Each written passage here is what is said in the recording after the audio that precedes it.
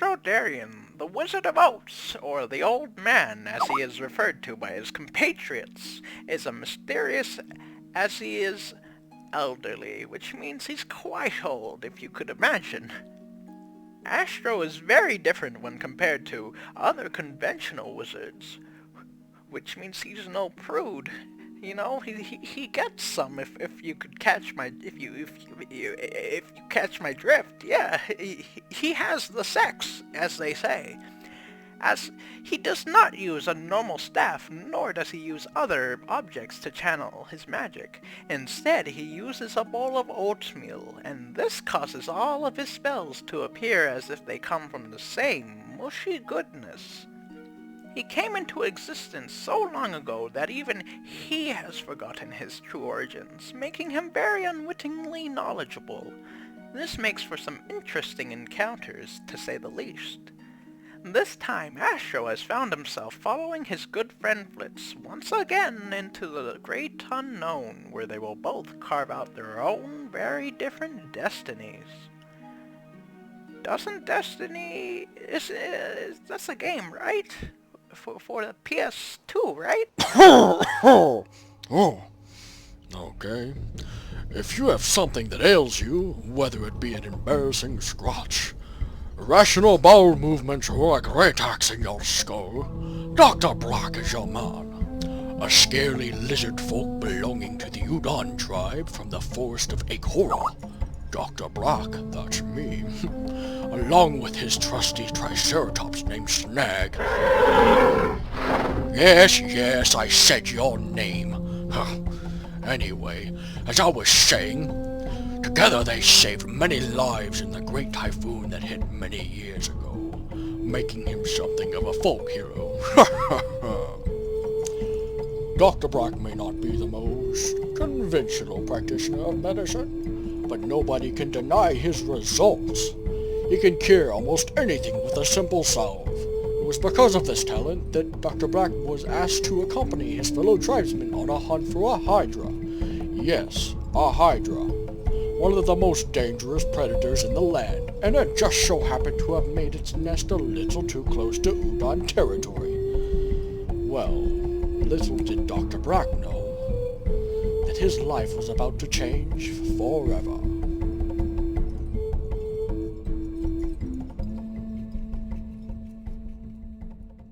Arnold? Yeah, I know Arnold.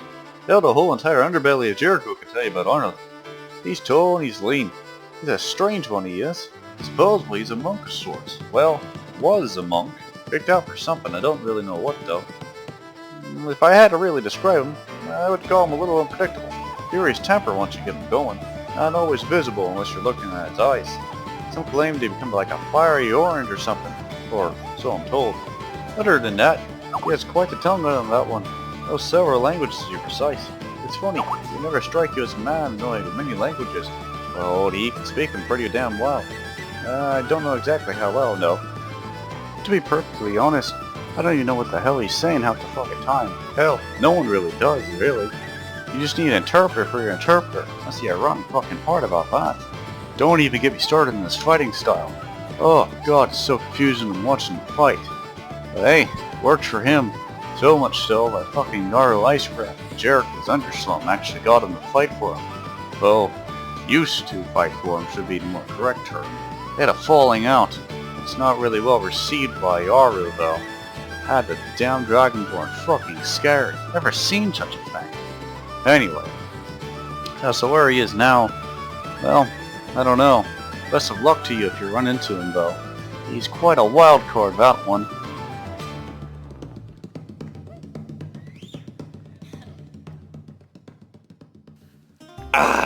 Here you are. You want to know about Gawain, huh? Well, here's what I can tell ye. He spent many a years plundering and pillaging the coast of Akora on his vessel, the dreaded Nightingale. The sight of thine ship wouldn't mean most to the common folk of Akora, but to we brigands and scourges of the seas, 'tis a terrifying mistress to behold. The strange thing you should be knowing about Gawain, for you be meddling him, is his pet. He be a keeping the company of a strange serpentine creature. Nobody has ne'er seen the like afore. They say that this serpent can be big as a ship or as small as a piece of straw. Anyway, just so you be knowing, he is a dangerous one, that lot, and I be hearing that he just be making his way tracking the hunting party of Skora, the local tribe of wood elves.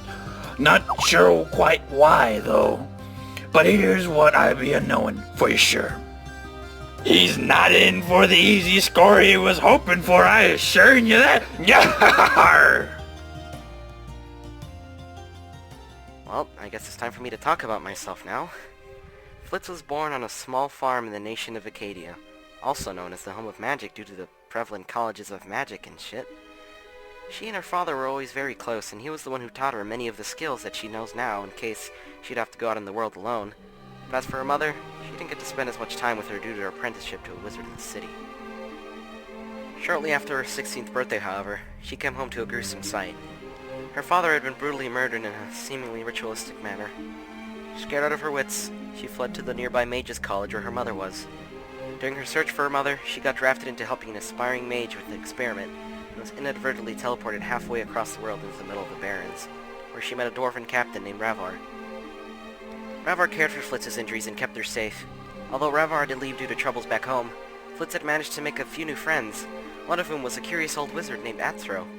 While she was searching for the Dusk and Dawn stones, she had come to a shocking discovery that her mother was the one who murdered her father, and after about a month of training, Flitz managed to kill her, and unknowingly absorbed the power of the god of death, whom of which had been her mother all along. So, now, she travels to Akora with Atzro, where she hopes to learn to control her new power and help the ancients win the Divine War.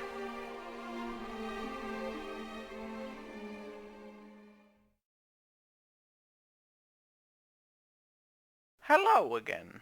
It's Astro Darien. A lot has happened prior to us recording our adventures, or rather, misadventures.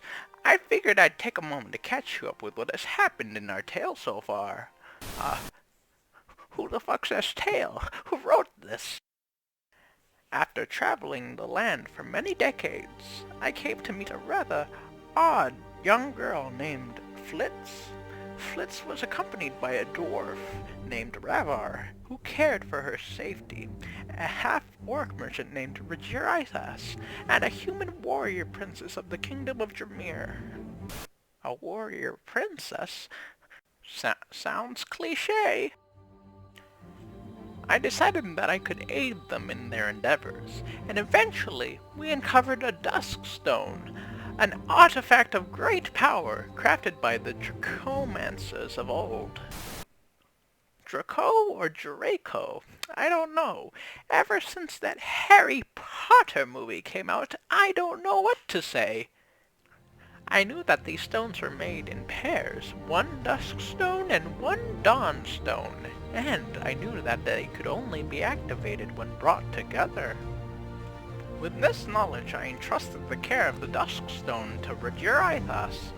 After learning that a pair of these stones still exist, I set off with my newly found companions, determined to uncover both the mystery of Flitz and the dusk stone. A few months later, after finding the Dawnstone in the fabled Vault of Light, my companions and I sought refuge in the castle of an old friend, Kali Ma. No relation to Indiana Jones there. There we learned that Flitz was not merely a human girl, but a demigod. Learning this gave rise to so many more questions. What was it about her being a demigod that seemed so familiar? Am I a demigod? However, I have no time to ponder these questions, for there were more sinister powers at work right beneath my own nose. No sooner did we learn of Flitz's divine heritage than our good friend Regiraithas betray us. Right? I know, I didn't expect that either. He activated the Dawn and Dusk stones, but instead of putting them to good use, he summoned the great demon lord known as Asmodeus to our mortal world. Nobody says mortal world. You just call it the world. Anywho, Raj had been plotting with Asmodeus since the day we first met. However, Raj's plan was not as sinister as I thought. Throughout her adventures, Raj had found a way to trap his former master and steal his power, and after a great struggle, he successfully did so. Nevertheless, his victory was short-lived as he inadvertently entered a divine war between the forces of the infernal hells, the ancients, the creators of this world, and the gods, the astral, self-proclaimed rulers of the world. After much thought and many threats, the newly crowned Demon Lord Regirathus sided with the ancients, and we, his friends, followed suit. In a moment of heroism, Regirathus fought off the gods, giving us the time we needed to escape to the lost continent of Akora. And it is there that our story continues. Hello again. It's Ash.